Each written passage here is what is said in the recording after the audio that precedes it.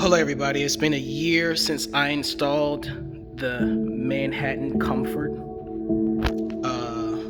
into my home, and this is a just a 1 year anniversary to my guide video on how I put it up and what my living room looks like now. It really brings in the living room together, and just throughout the year, I did my best to decorate accordingly, and we was very thrifty. The artist from Ross, the starfish is from the thrift store.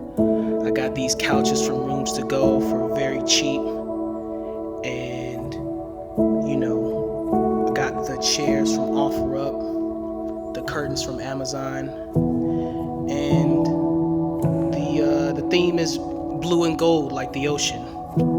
I grew up next to the ocean, so I like those colors. And tell me what you think. I didn't finance any furniture. We made sure to stay very affordable.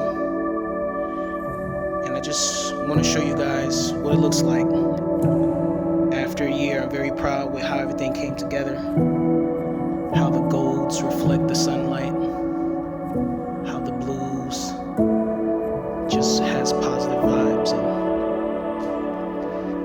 I hope my tutorial helped you to bring your living room or your family room or wherever you install your Manhattan Comfort. And just want to show you how proud I am of